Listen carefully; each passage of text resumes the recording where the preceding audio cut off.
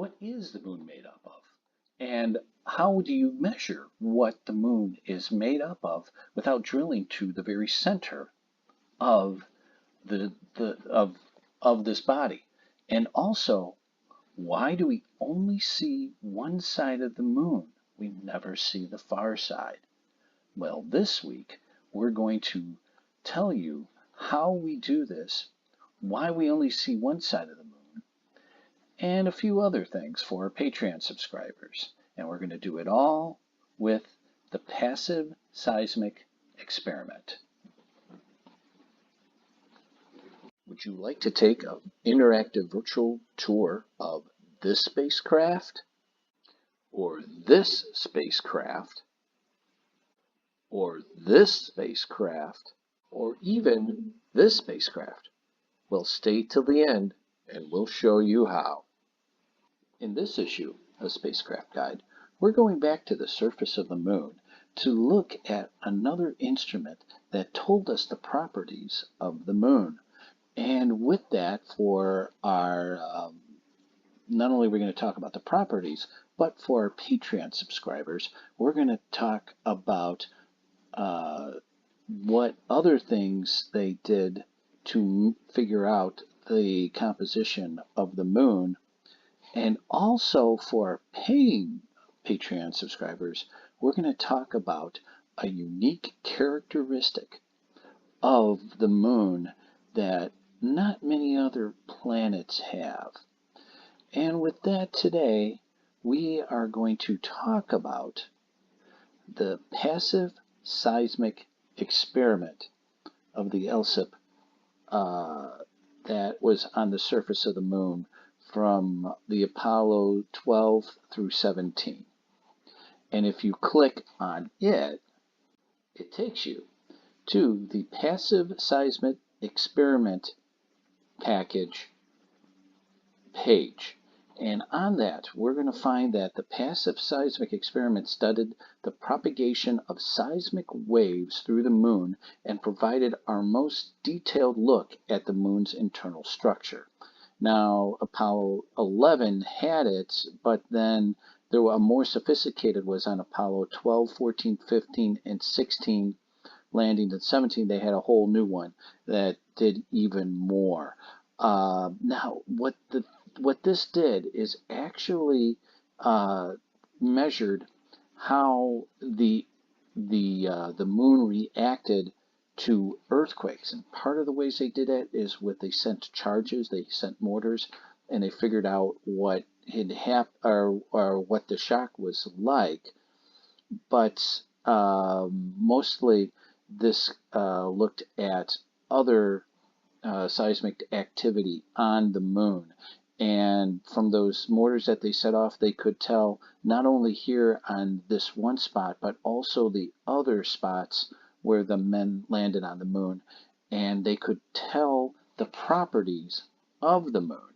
And what they found out was that the moon, its crust was made of pyroxene, and the core was mostly iron and sulfur.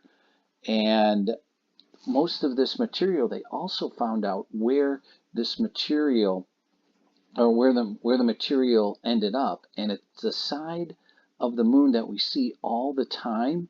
Well, that's where most of the material, the heavy material, landed. And since there's more mass on that side of the moon, we see that image all the time. So that's why when you look up at the moon, the image never changes.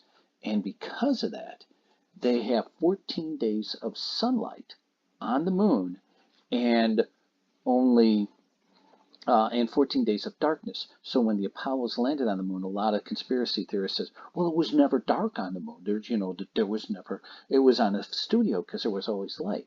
Well, that's because they were only there 3 days, and they landed at the beginning of the 3-day period, so they would have, first of all, not being cooler, and second of all, that they had the most light that they could, because they didn't want to land when it was dark. They'd have to carry lights with them. So that is what the passive seismic experiment was doing. Now, for our Patreon subscribers, we're going to go into schematics, and that's going to show us a diagram of this equipment. And we're going to even go into some other things of some unusual ways they use to find out about the composition of the moon, and also the kind of weird property that the moon has. So if you're a Patreon subscriber and you click on schematics,